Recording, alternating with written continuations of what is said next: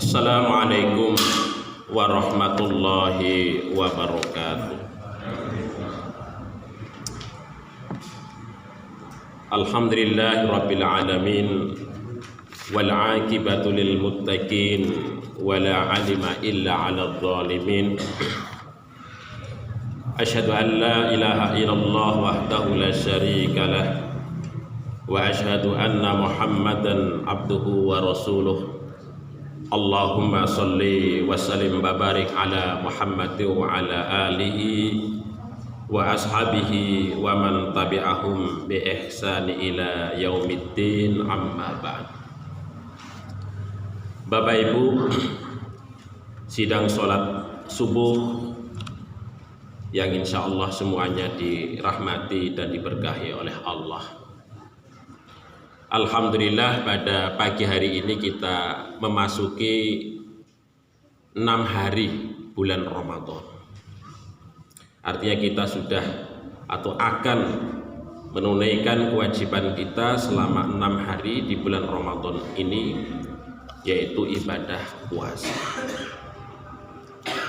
Bapak Ibu yang dirahmati oleh Allah, dalam kesempatan kali ini saya akan menyampaikan tentang puasa sebagai instrumen ilahi untuk menghidupkan manusia. Nah, dalam surat Al-Anfal ayat 24, Allah Subhanahu wa taala itu berfirman kepada kita, A'udzu billahi minasyaitonir rajim. Ya ayyuhalladzina amanu stajibu lillahi war rasul walir rasul idza da'akum lima yuhyikum. Ya ayyuhalladzina amanu, wahai orang-orang yang beriman, istajibu, penuhilah lillahi, panggilan Allah Subhanahu wa ta'ala, walir rasul, dan panggilan rasulnya, idza da'akum, tatkala Allah dan rasulnya itu memanggil kalian, lima yuhyikum, kepada sesuatu yang menghidupkan kalian.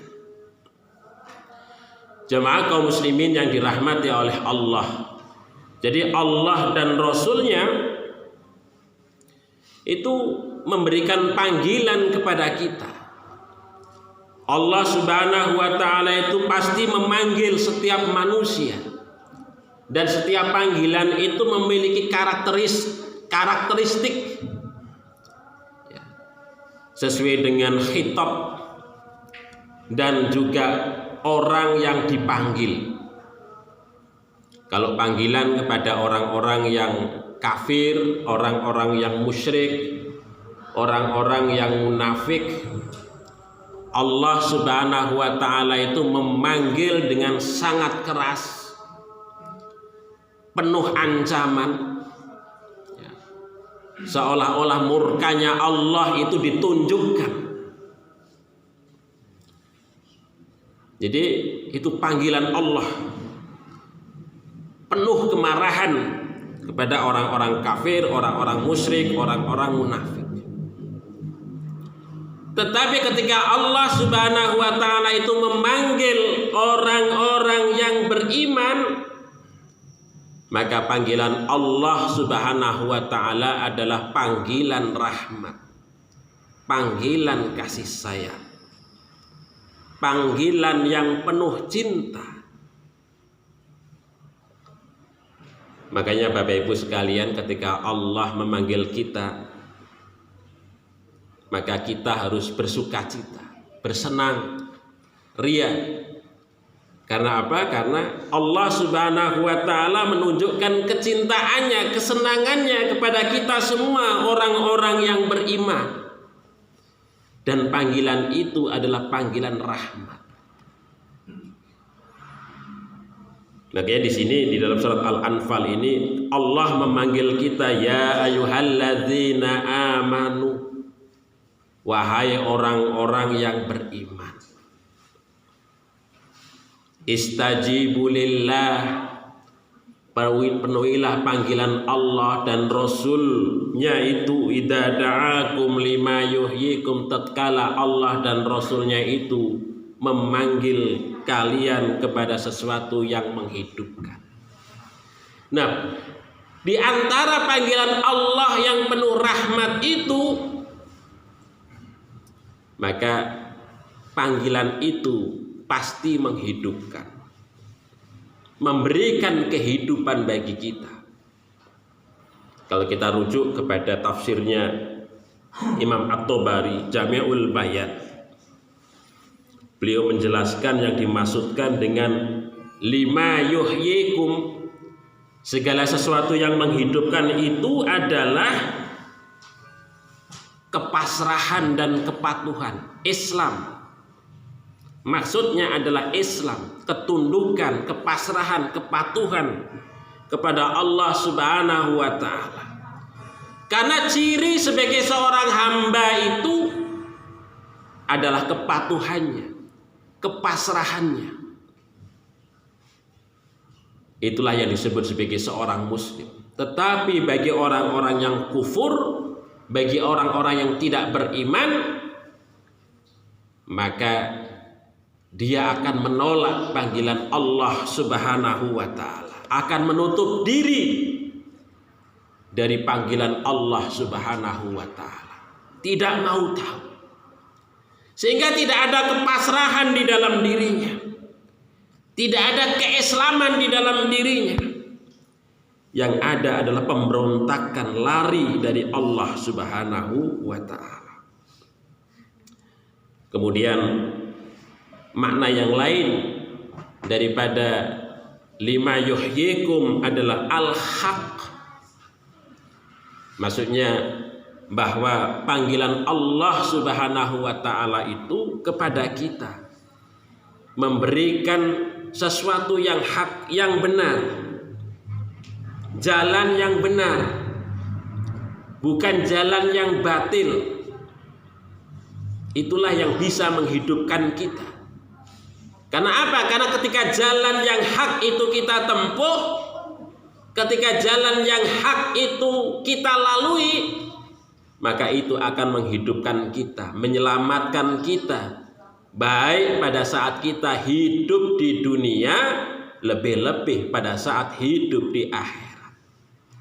Menghidupkan di sini karena kita adalah orang yang berpihak kepada kebenaran, dan itu menyelamatkan kita, itu menghidupkan kita, bukan mematikan kita. Makna yang lain lima yuhyikum adalah Al-Quran. Maksudnya Al-Quran itu karena Al-Quran adalah kitab petunjuk hidayah yang itu memberikan penerangan kepada kita. Sehingga ketika kita dipanggil oleh Allah di dalam Al-Quran itu, dan kita mau menuruti panggilan itu, kita taat, maka Al-Quran itu memberikan penerangan kepada kita, sehingga menyelamatkan kita dari siksanya Allah Subhanahu wa ta'ala. Kemudian lima yuhyikum maknanya juga jihad di jalan Allah. Maksudnya bahwa panggilan Allah Subhanahu wa ta'ala itu ada perintah dan larangan. Ketika kita diperintahkan sesuatu, maksudnya kita diminta untuk melakukan sesuatu oleh Allah. Ketika Allah melarang kepada kita, maksudnya bahwa kita harus mencegah sesuatu itu dari kita. Sehingga itulah membutuhkan perjuangan, membutuhkan jihad. Tanpa perjuangan untuk taat kepada perintah Allah, menjauhi larangannya, tidak mungkin kita bisa melakukan itu. Maka itu harus ada upaya, baik secara hati, secara fisik, ya, bahkan harta yang kita miliki harus kita korbankan dalam rangka seruan Allah, panggilan Allah itu. Nah, ketika itu kita lakukan, maka itulah yang disebut dengan lima yuhyikum, sesuatu yang dapat menghidupkan kita. Jamaah yang dimuliakan oleh Allah Subhanahu wa ta'ala, di antara panggilan Allah kepada kita adalah panggilan untuk menunaikan ibadah siam, ibadah puasa. Sebagaimana di dalam surat Al-Baqarah ayat 183.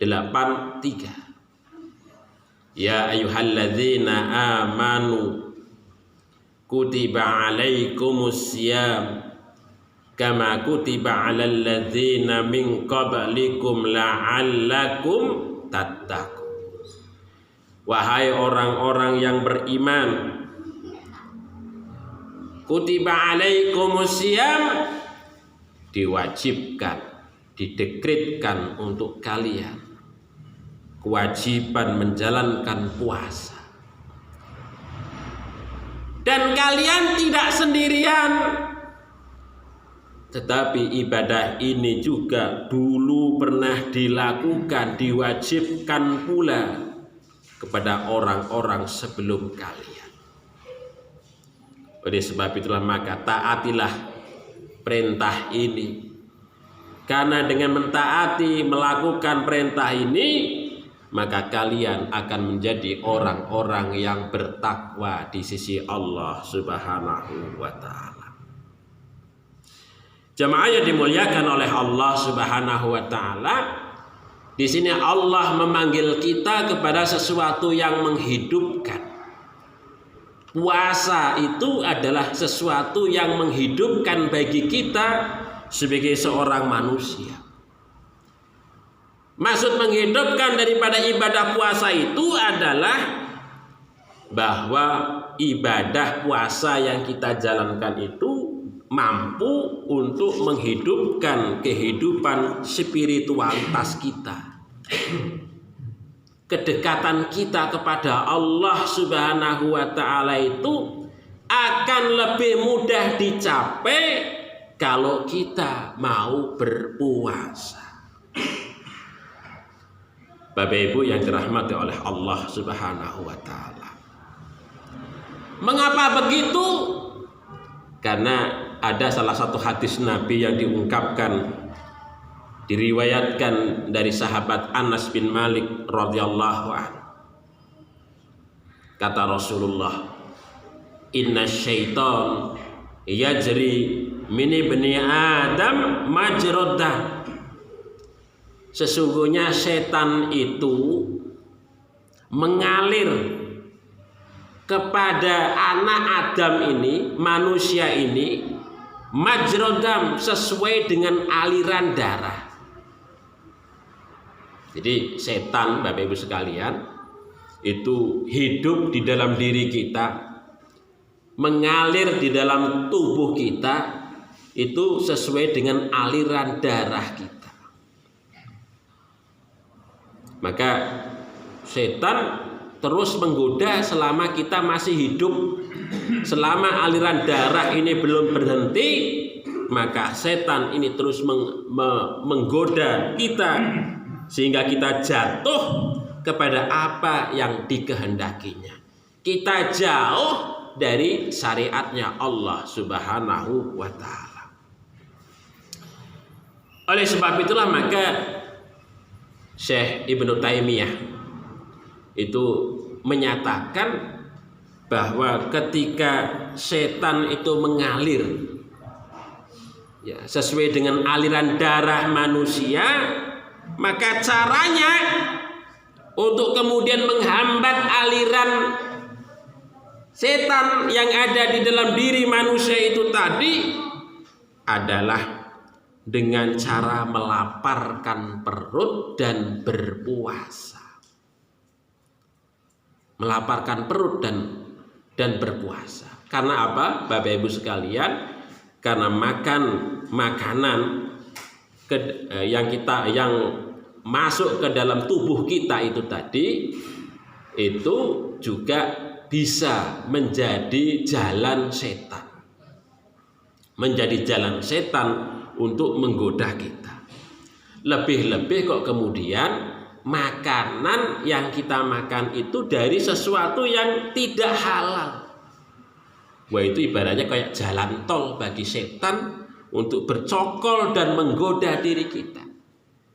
Makan dan minum yang dari sesuatu yang halal saja, setan masih bisa menggoda ya diri kita itu melalui aliran darah itu tadi. Maka disinilah kemudian cara bagaimana kita untuk menghambat setan itu menggoda diri kita itu tadi sehingga kita dekat dengan Allah.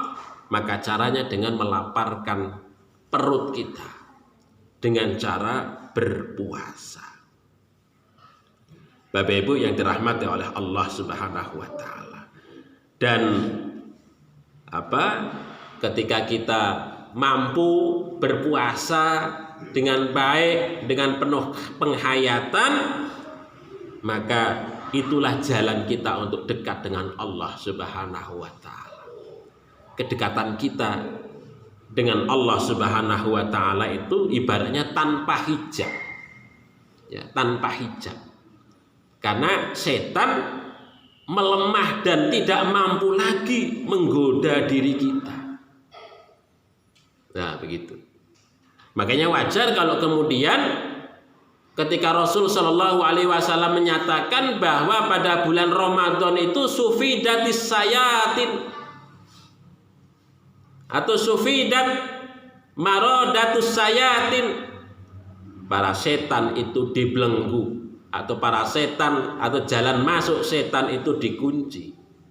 Ya karena apa? Karena jalan masuknya setan ke dalam aliran darah kita itu dengan adanya puasa itu maka terkunci untuk bisa masuk. Sehingga kemudian pada saat itulah ketika kita dalam keadaan puasa tanpa hijab, tidak ada yang menghalang-halangi antara kita dengan Allah Subhanahu wa taala. Bapak Ibu yang dirahmati oleh Allah Subhanahu wa taala. Oleh sebab itu maka puasa itu menumbuhkan kehidupan spiritualitas kita dengan baik. Nah, Imam Ibnu Qayyim Az-Zaujiyah di dalam kitabnya, salah satu kitabnya, beliau mengungkapkan ngeten iki Bapak Ibu sekalian, wa amma fudulut ta'am fa wada'in ila anwa'in katsiratin minasyarr. Adapun berlebih-lebihan makan atau minum fahuwa da'in, hal itu akan membawa ila anwa'in katsiratin minasyarr, kepada beragam keburukan yang sangat banyak. Fa innahu yuharrikul jawariha ilal ma'as. Sesungguhnya berlebih-lebihan di dalam makan dan minum itu akan menggerakkan anggota badan ini kepada perbuatan maksiat. Wa yusakkiluha anit ta'at, dan berat atau memberatkan diri atau jawarih itu untuk taat kepada Allah Subhanahu wa taala. Maka Imam Ibnu Qayyim menyatakan hasbuka bihadaini syarron, maka cukuplah bagi kalian ini dua hal ini yang merupakan keburukan. Keburukan. Fakam min maksiatin, dan berapa banyak maksiat itu muncul timbul jallabah syab'u wa fudulut ta'am, yang disebabkan oleh rasa kenyang atau kekenyangan atau kenyangnya perut, wa fudulut ta'am, dan berlebih-lebihan di dalam hal makan. Wa kam min ta'atin haladunaha, dan berapa banyak ketaatan itu bisa dilakukan karena faktor ketidak berlebih-lebihan di dalam makan dan minum ataupun kenyang itu. Faman waqa syarra batnih faqad waqa syarra adiman. Barang siapa yang mampu menjaga keburukan perutnya itu, maka dia telah mampu menjaga dirinya dari keburukan yang sangat luar biasa. Wasyaitanu a'dhamu ma yatahaqqamu minal insan, dan syaitan itu sangat berpengaruh, ya, menjadi hakim bagi manusia idza mala'a batnahu minat ta'am. Tatkala manusia itu memenuhi perutnya dengan makanan. Bapak Ibu yang dirahmati oleh Allah Subhanahu wa taala. Nah, ini pendapat atau komentar Ibnu Qayyim Az-Jauziyah ini menjelaskan kepada kita bahwa kalau kita makan makanan yang banyak atau berlebih-lebihan itu akibatnya adalah akan menjauhkan kita dari perbuatan taat kita kepada Allah dan menggerakkan anggota badan ini kepada perbuatan-perbuatan maksiat.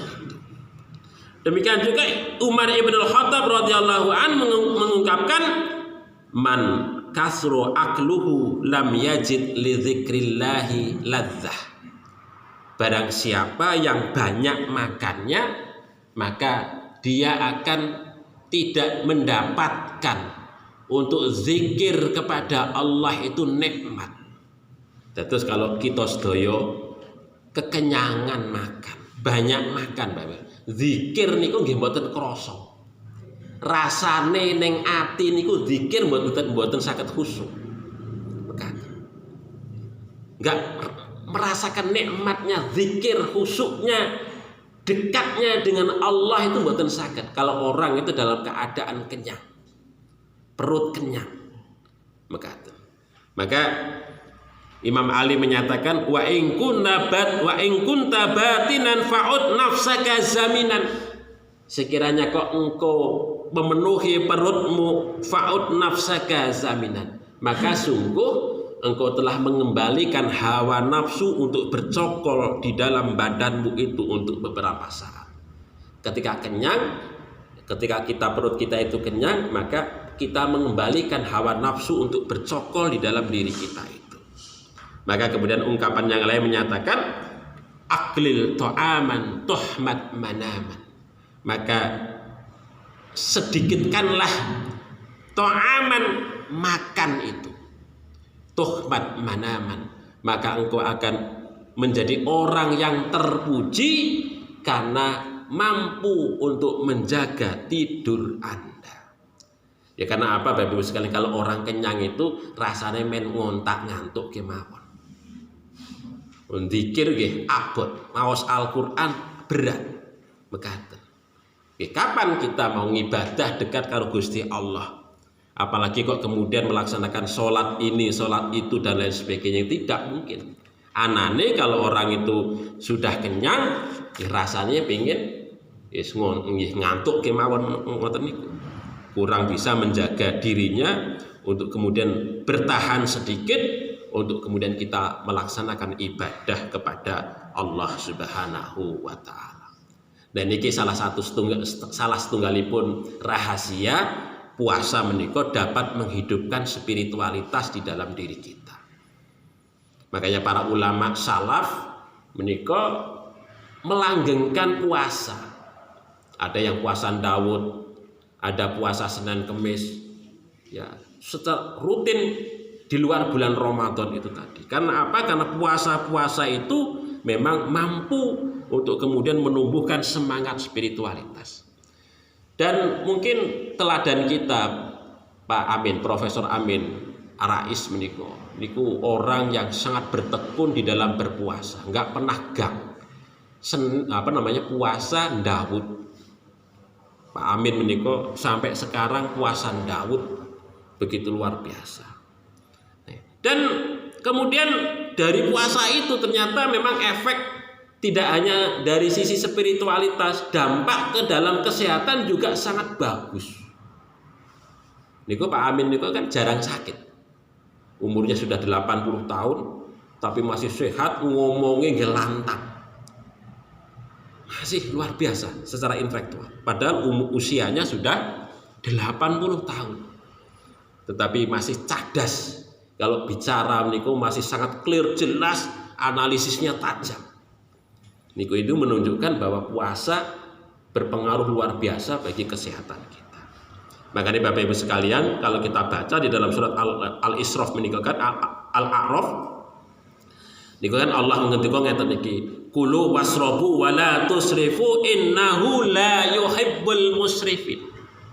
Makan dan minumlah, wala tusrifu, janganlah berlebih-lebihan, innahu la yuhibbul musrifin. Karena sesungguhnya Allah itu nggak seneng, nggak suka kepada sesuatu yang berlebih-lebihan. Memang ya namanya makan dan minum itu kan sesuatu yang mubah, sesuatu yang halal, sesuatu yang boleh kapan saja kita lakukan angsa. Tetapi Allah mengingatkan jangan sampai berlebih-lebihan. Di samping membahayakan spiritualitas kita, juga membahayakan tubuh kita, apalagi kita Bapak Ibu sekalian yang umurnya sudah di atas 50-an ke atas ngeten niki. Terus makan itu mungkin pada saat makan enak, tapi setelah makan rasanya iki nggih keluhannya macam-macam kemawon. Nggih, niku. Makanya semakin berumur kita semakin baik untuk mengurangi asupan makanan kita, terutama karbo ke dalam tubuh kita, karena itu akan menyehatkan secara fisik, itu akan lebih bugar dibandingkan kalau kita itu umpamanya makan rutin 3 kali begitu ya. Tapi kalau kita membatasi mampu 2 kali sehari, itu akan lebih bugar dibandingkan kalau kita makan 3 kali. Nah itu terutama bagi orang yang berumur. Ya karena apa? Karena itu mengurangi satu gula darah, mengurangi kolesterol, mengurangi macam-macam itu. Yang aturan kalau bagi kita orang yang sudah berumur itu kan biasanya aktivitasnya terbatas. Aktivitas yang terbatas itu tentu kemudian energi yang dikeluarkan juga terbatas. Ketika energi yang dikeluarkan terbatas, sementara asupan makanan yang masuk ke dalam tubuh kita itu banyak, tetap ya semakin banyak sisa-sisa makanan itu yang tidak terserap ke dalam tubuh kita, sehingga kemudian menjadi lemak, menjadi macam-macam, sehingga kemudian menimbulkan banyak penyakit di dalam diri kita. Makanya semakin berumur, ketika kita itu mengurangi konsumsi asupan makan, itu akan semakin menyehatkan. Maka disinilah makna Allah Subhanahu wa Ta'ala menyeru kepada sesuatu yang menghidupkan ini, bahwa kesadaran sehat itu penting, terutama di dalam kita mengendalikan diet kita, mengendalikan makan kita. Memang nggih abot Bapak Ibu sekalian, kalau kita itu biasanya pun makan akeh, rasanya ora kenyang itu nggih raosipun nggih enggak mau berhenti mekaten. Kalau enggak kenyang ngoten niku rasanya nggih kok mboten puas mekaten. Tetapi resep dari Kanjeng Nabi Muhammad SAW ngeten niki Bapak Ibu. Ma mala'a adamiyun wi'an syarron min batni. Tidaklah seorang anak Adam itu memenuhi wi'an syarron min batni, wadah yang paling buruk dari perutnya. Terus digambarkan oleh Kanjeng Nabi, perut menika adalah wadah yang paling buruk.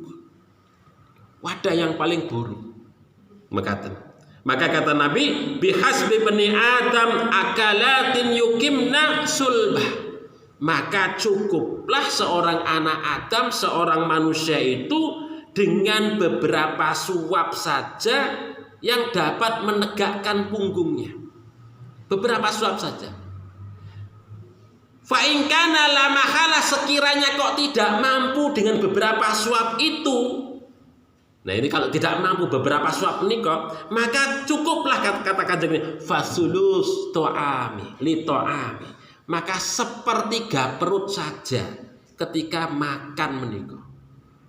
1/3 perut saja, tidak kemudian sampai setengahnya, apalagi kok sampai sebah. Bukan, cukup 1/3 saja, tidak perlu sampai kita merasa kenyang. Kanjeng Nabi Muhammad SAW ketika dahar menikah belum sampai merasa kenyang, itu sudah berhenti, menghentikan diri.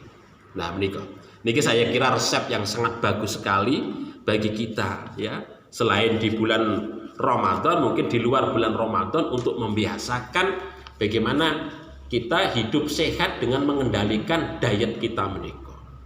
Nah, di bulan Ramadan ini kan kita dilatih untuk makan 2 kali sehari. pada saat buka, pada saat sahur. Tetapi itu juga tidak bermakna ketika Bapak Ibu kalau kita semua umumnya buka makan, habis sholat maghrib makan dahar meleh, habis sholat isya taraweh delok buka itu dahar meleh, mangke jam sekian dahar meleh. Nah niku percuma niku. Karena ibaratipun nggih balas dendam kemawon, berganti waktu saja. Sehingga kemudian puasa menika tidak berdampak bagi kesehatan kita. Begitu. Dan niki contohipun nggih Bapak Ibu sekalian. Niki contohipun resep saking Kanjeng Nabi Muhammad sallallahu alaihi wasallam, kalau itu kita lakukan begitu luar biasa sekali dampakipun. Kemudian yang ketiga, bahwa puasa menika dapat menghidupkan kepedulian sosial. Bapak Ibu yang dirahmati oleh Allah Subhanahu wa taala, dados siam menika itu kan mengajarkan kepada kita merasakan bagaimana kalau kita itu tidak makan sehari saja. Nah itu. Tidak makan sehari saja rasanipun pun klitih-klitih. Nah bagi orang yang tidak mampu, bagi orang yang fakir betul, kadang-kadang sehari makan, sehari tidak, sehari makan, sehari tidak. Niku raosipun pripun. Nah maka ini kita bisa merasakan bahwa oh ternyata kita dikasih tenggat waktu untuk makan, tidak makan selama 12 atau 13 jam saja rasane pun nggih lepese nggih luar biasa. Nggak enak wonten madaran atau pripun mekaten. Nah ini menjadi pelajaran bagi kita semua bahwa ketika kita dianugerahi nikmat berupa rezeki yang Allah titipkan kepada kita, untuk kemudian kita memiliki kesadaran untuk berbagi kepada sesama. Mengapa begitu? Karena sesungguhnya harta yang kita miliki itu adalah hanya sebagai amanah, hanya sebagai titipan, hanya sebagai titipan Allah Subhanahu wa taala kepada kita. Apakah kita mampu dititipi amanah itu untuk kemudian kita distribusikan kepada orang-orang yang berhak? Nah, kesadaran ngeten niki kalau bagi orang yang tidak pernah berpuasa angel Bapak Ibu sekalian. Apalagi umpamanya orang yang orientasi hidupnya itu hanya sekedar untuk memenuhi perut pribadinya.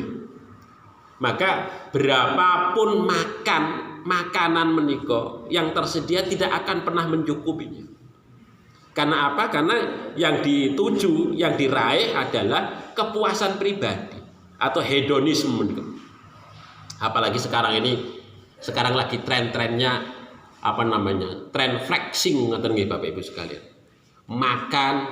Makan di tempat yang mewah, divideokan, dipamerkan. Pakai baju, pakai tas, pakai apa menika divideokan, dipamerkan.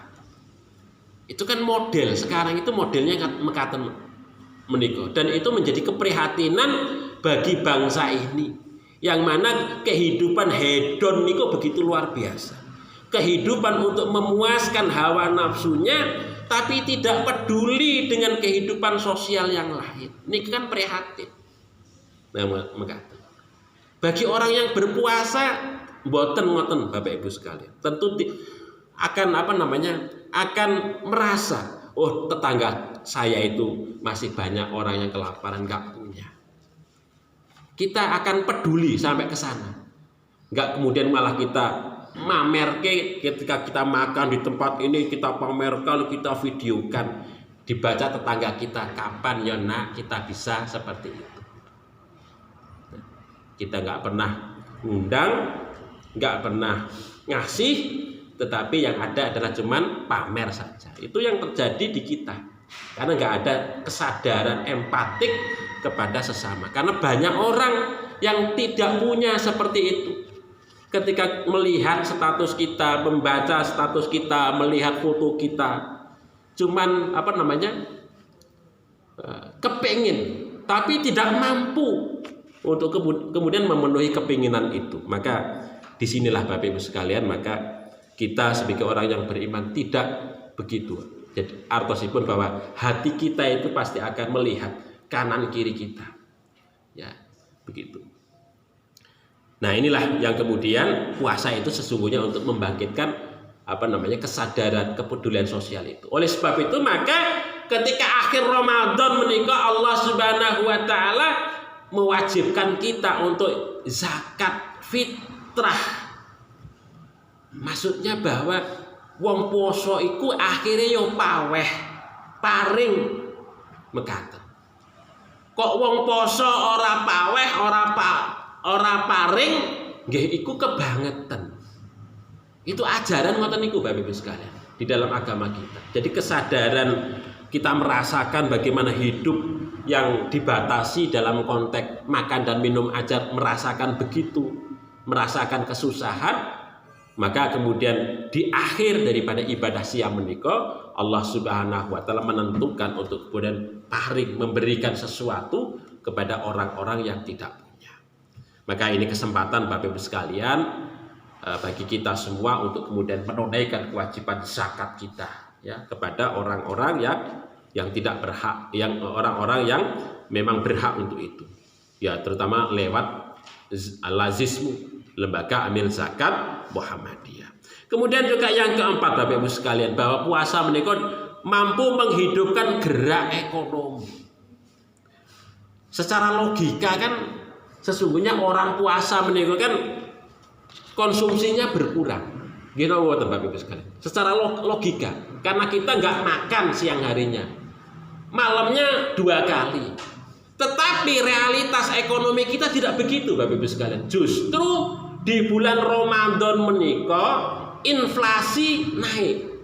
Maksudnya inflasi naik menika gerak dinamika ekonomi malah justru meningkat. Ini mungkin ya berkah Ramadan menika Bapak Ibu sekalian. Ya karena apa? Belanja masyarakat muslim itu semakin meningkat. Dan dampaknya kepada kehidupan sosial ekonomi juga luar biasa. Ya mungkin belanja di bulan Ramadan itu mungkin belanja tahunan bagi Bapak Ibu atau kita semua atau kelompok tertentu mungkin umpamanya beli baju, beli apa, makan enak di bulan Ramadan. Sehingga kemudian kebutuhan-kebutuhan dasar menika pangan sandang itu begitu luar biasa. Bahkan transportasi pengiriman barang di bulan Ramadan itu bisa naik sampai 200-300% dibandingkan dengan bulan-bulan lain di luar bulan Ramadan. Dan berkah Ramadan menika Bapak Ibu sekalian itu bukan hanya dirasakan oleh kita sebagai orang muslim, tidak. Orang-orang non muslim, pedagang-pedagang Cina, pedagang-pedagang yang tidak beragama Islam itu menikmati berkah Ramadan begitu luar biasa, dampak ekonominya menika. Nah, ini menunjukkan bahwa ternyata perintah puasa perintah itu sebenarnya untuk mengurangi makan dan minum bagi kita. Tetapi kebutuhan makan dan minum selama bulan Ramadan meningkat begitu luar biasa. Ini kan secara logika ekonominya kan mboten nyambung nih. Tapi inilah mungkin ada rahasia di bulan Ramadan itu sehingga kemudian menggerakkan masyarakat kita untuk banyak berbagi kepada masyarakat yang kurang mampu itu, sehingga masyarakat yang kurang mampu itu yang biasanya nggak mampu belanja di bulan Ramadan bisa belanja. Ya, orang banyak di luar kota yang nggak bisa pulang pada saat bulan Ramadan ngirim duit akeh neng keluargane, neng bae, neng boe, neng suaminya, neng istrinya, neng anak-anaknya. Sehingga kemudian mereka bisa berbelanja di bulan Ramadan. Ini menggerakkan dinamika ekonomi pada saat di bulan Ramadan. Ini Bapak Ibu sekalian panggilan Allah Subhanahu wa taala untuk kita menunaikan ibadah siam di bulan Ramadan, ternyata dampak kehidupan. Bisa menghidupkan banyak hal bagi kita orang-orang yang beriman. Demikian juga kepada dampak yang lain. Orang-orang yang tidak beriman saja juga mendapatkan dampak berkah dari kewajiban ibadah siam yang kita jalankan menika. Mudah-mudahan ibadah siam selama bulan Ramadan menika Bapak Ibu sekalian kita semua akan mendapatkan pahala oleh Allah Subhanahu wa taala berupa jannah babur royan, kita bisa masuk ke dalam surganya melalui pintu royan sebagaimana yang dijanjikan oleh Allah Subhanahu wa taala. Mungkin begitu, ada kekhilafan mohon maaf. Billahi taufik wal hidayah. Assalamualaikum warahmatullahi wabarakatuh.